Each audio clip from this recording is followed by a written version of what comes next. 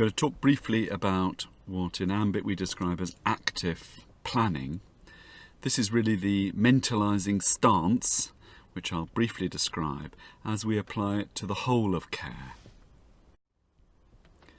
So first, the mentalizing stance.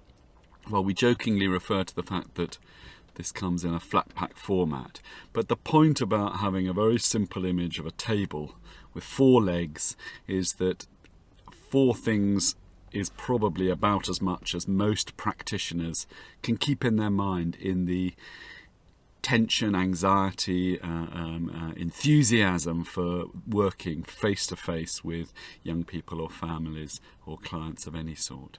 So the 4 legs that I need to keep in balance, keep them all more or less on the ground at the same time, are as follows. First of all, there's an inquisitive, a not knowing stance, modelled here by the great actor Peter Falker's the detective Columbo. What we like about that image is his ability, if you like, to model what Mason, the systemic therapist, described as safe uncertainty. It's okay for him not to know everything and to wonder aloud, to think aloud.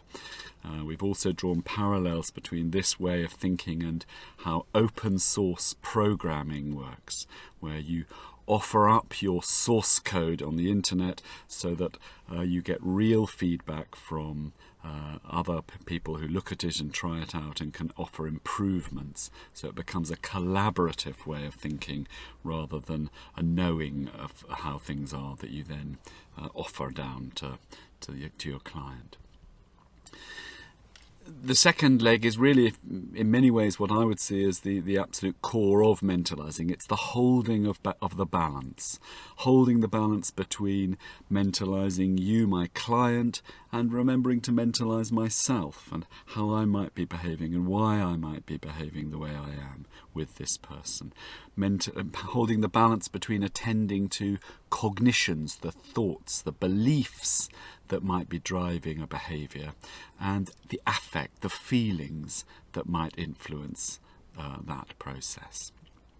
Holding the balance between different members of a family if I'm working with a family altogether, ensuring that I don't get lost solving my relational difficulties or a particular problem with the mother and leave out the father by so doing.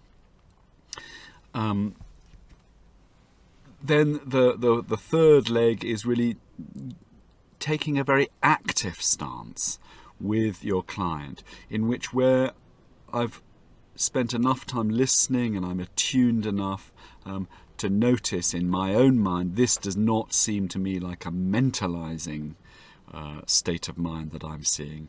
If at that point I'm able to be explicit about that, then I need to do something to punctuate that non-mentalizing, to cause a pause, to try to kickstart some more mentalizing way of thinking about it.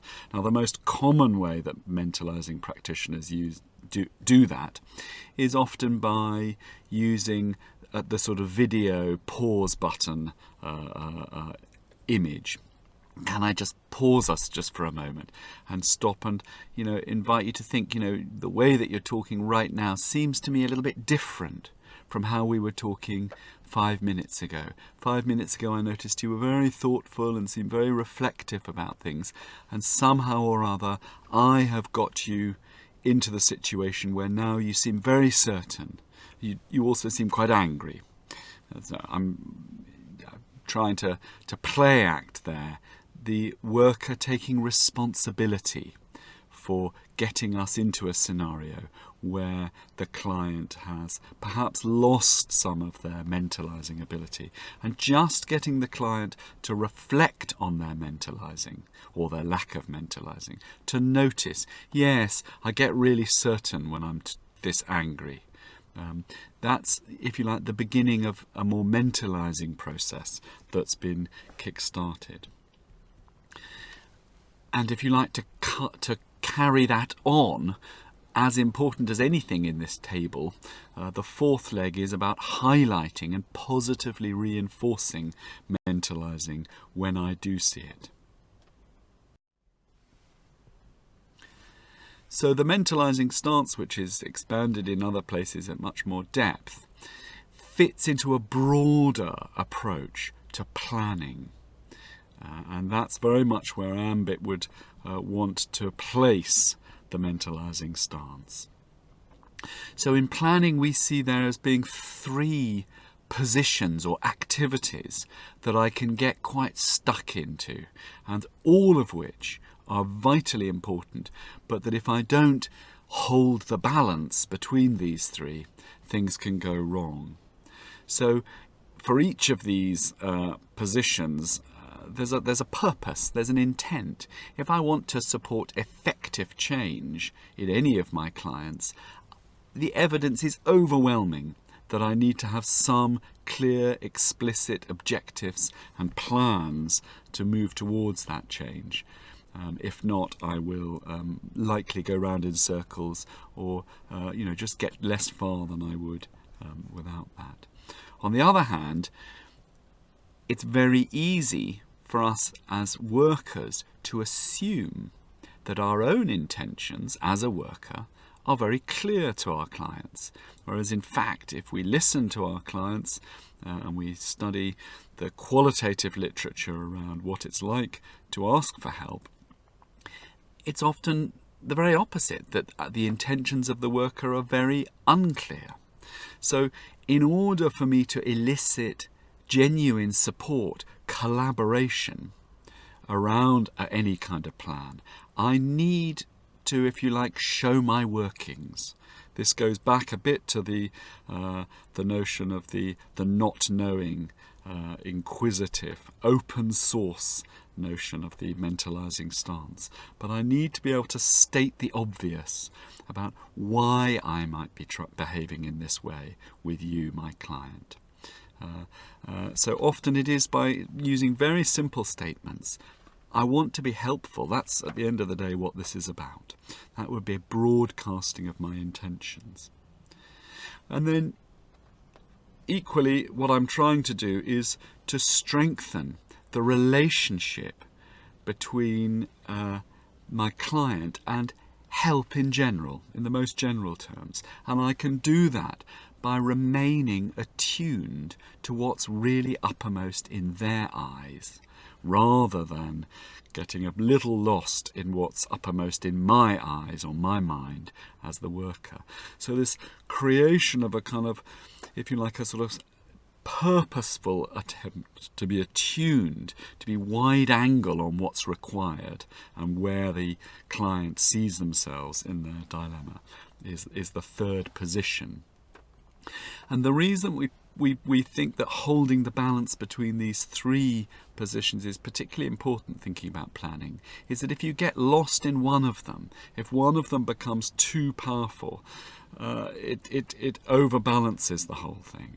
So if I become really over-focused on the objectives, the plans, I'm really becoming very, in our language of mentalizing, very teleological, very quick fix, a sort of mechanistic approach to delivering help, that it'll all be fine as long as I get to point number 6 on my plan, without in any way kind of getting any collaboration, any partnership, or any sort of attunement to what else might be in my client's mind at that time.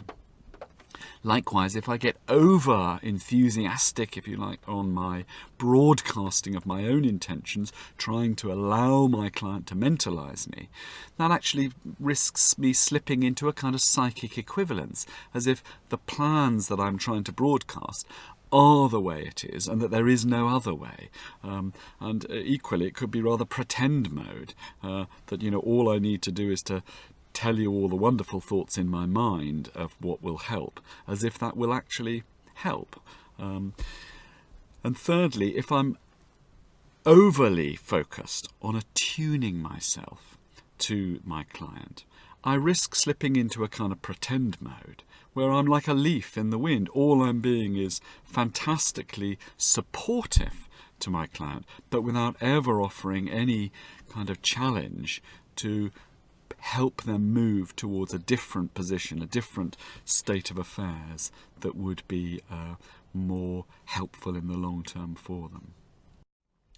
So we can think then of the 4 legs of the mentalizing stance: to remain not knowing, curious, inquisitive or open-sourced in my thinking, to hold the balance between all the different elements that I need to be thinking about, to always be thinking about what's not happening a little bit as much as what is happening when I'm with my client, to try to punctuate their non-mentalizing, and to reinforce any evidence of positive mentalizing, to encourage that.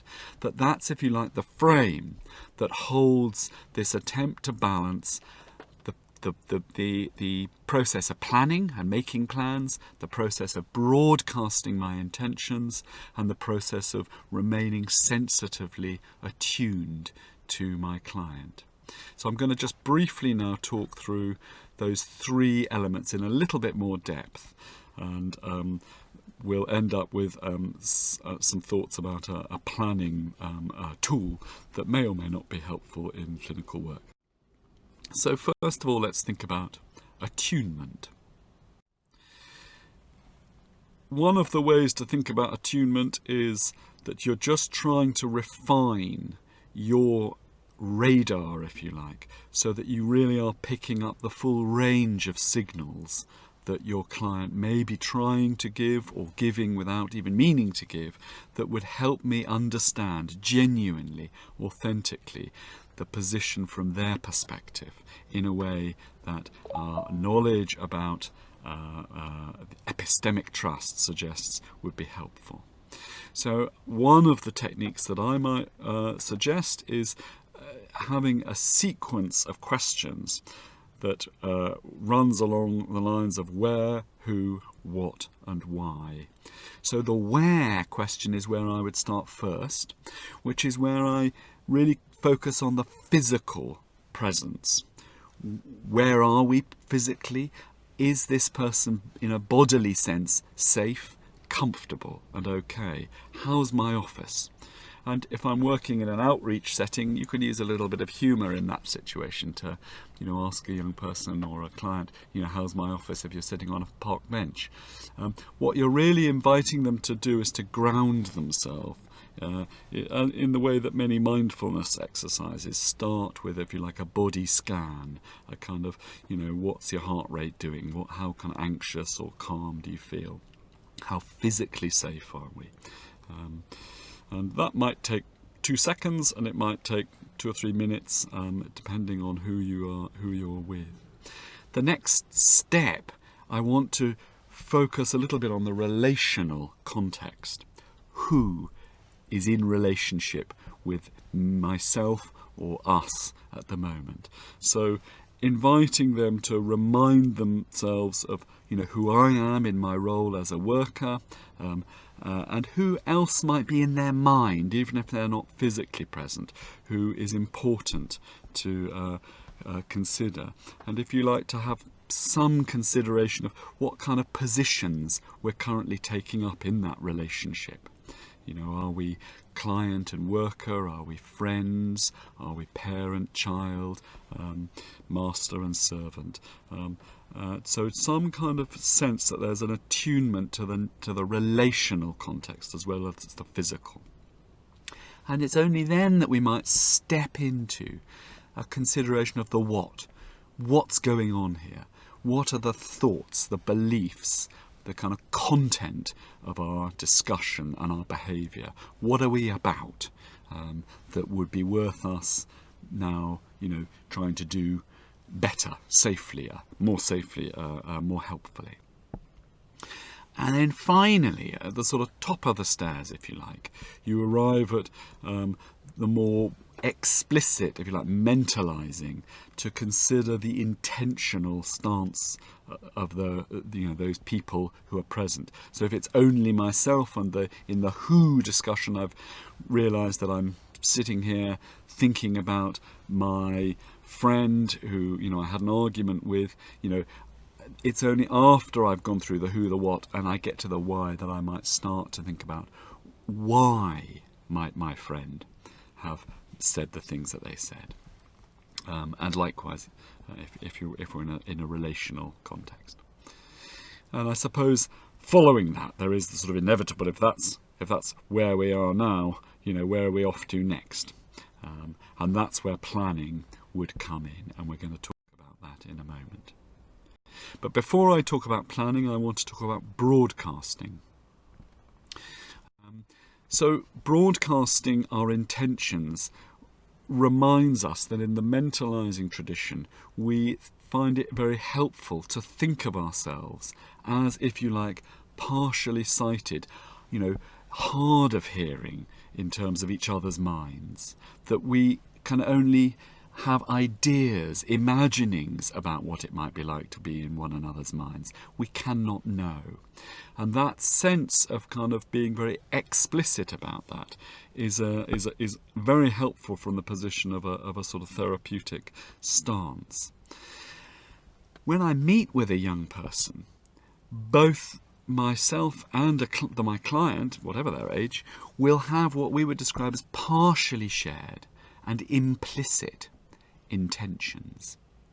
In other words, I come to this party, to this meeting, with a set of ideas about why I've come there that are in my mind, but that may not be explicitly known and understood by my client. And exactly in the same way, my client comes to the meeting with a set of intentions that may or may not be well known to me. Some of them may be very helpful, that I'm hoping that I can get some help from this guy.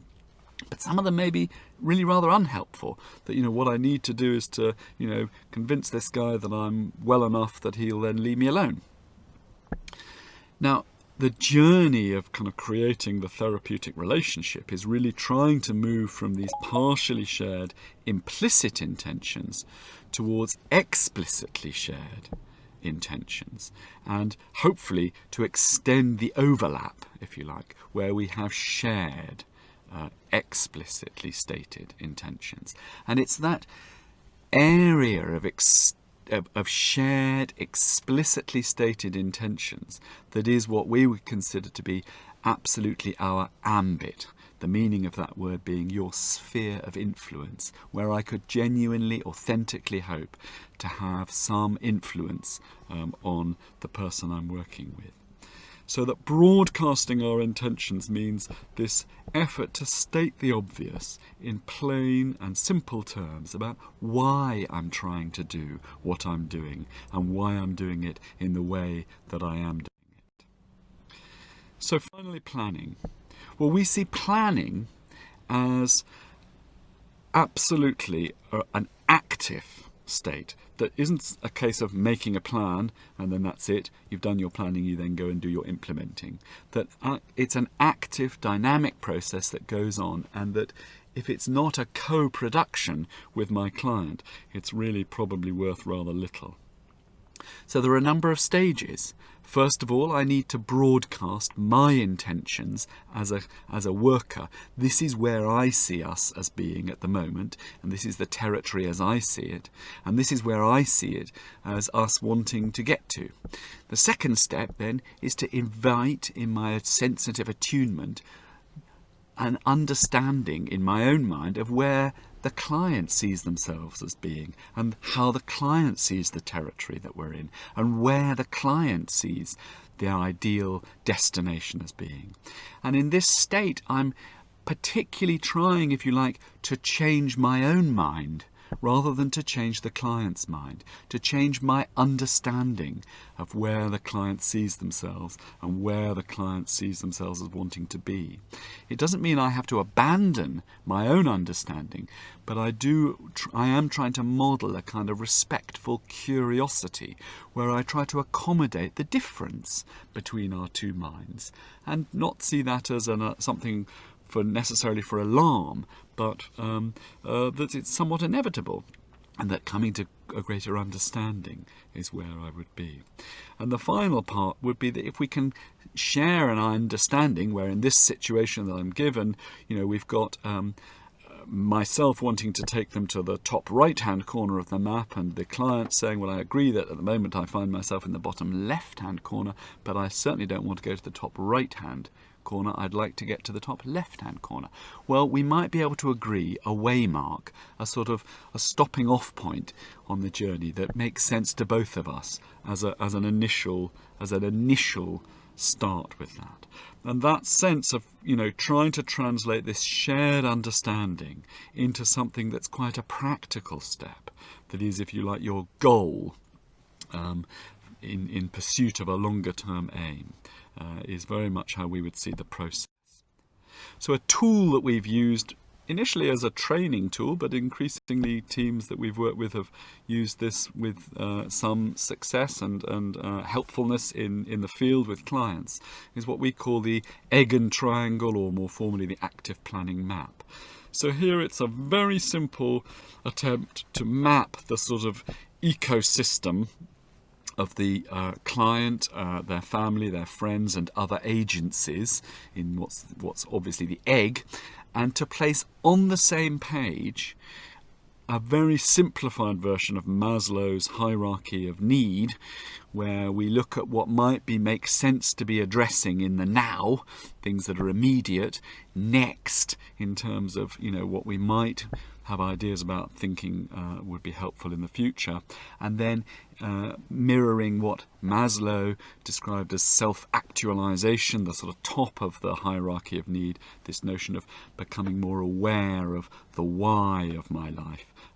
This would be, if you like, a statement of intent, and often it's more possible to find shared ideas in the why part of this triangle than perhaps in the now. I might have safety considerations that mean that there are things I want to do now that my client would see as being rather more tricky or objectionable, but we might both be able to agree that there are common needs.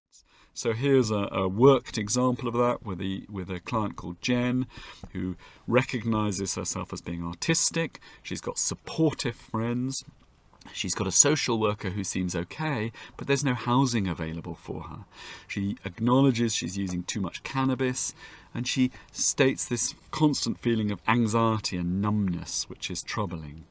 Her friends, although they're supportive, are the people who tend to give her the cannabis, and she's also getting trouble from a youth offending service that she experiences as hassling her, and she also finds her college or school really boring and difficult to pay attention to. And she's got a few comments about her family. They're not interested in me. They blow hot and cold. So what I'm trying to do is to write a few pithy, short statements that if I show this to Jen with a certain amount of humility that I may have got this wrong, I may have missed some of the really important bits, that I'm hoping that she gets some sense that I've picked out some of the most powerful, most important sort of positions or states of mind or dilemmas that she sees herself as facing. And then you can see I've used colours just to say things that are more positive or not. And what I'm trying to present on the other side is some of my early ideas about what needs to happen now. In my reading of Jen, it was that she really, above anything else, wanted to get rid of this numb feeling of anxiety and sort of probably dissociation, and that actually feeling that this youth offending team was kind of endlessly on at her, that if I could help her create a better relationship with the youth offending service, that would probably be helpful. I had some ideas about what might be useful next, thinking about what course she's doing at school, having some conversation with her family about the living arrangements, and having some thoughts about her use of cannabis. And then the kind of why bits at the top, I'd quoted something that she'd said in our conversation about, how fond she is of her grandfather and how she'd like to feel that he could be proud of her, and this idea that for her to feel calmer. So the idea with this is, initially we use this tool as a way of modelling the mentalizing stance, because the point about this is that you fill it in as a kind of your best attempt, but you then show it to the client and invite them very actively to help you correct, improve, nuance the sort of rather crude version that you've come up with. But what you're trying to do is to broadcast the fact that I am somebody who wants to listen, I want to be attuned to what's important to you, and I want you to understand what's in my mind at the same time. So that would be the very earliest phase of trying to create a kind of collaborative plan that clearly the goals that you might then set would need to be worked through to become much more smart goals than the ones that we're sort of getting to at that point. So that's a summary of how we would think of active planning as a sort of process that workers go through. It's, if you like, the application of that mentalizing stance that was developed in a very specific mentalizing-based therapy, but that application to the wider process of planning and arranging care.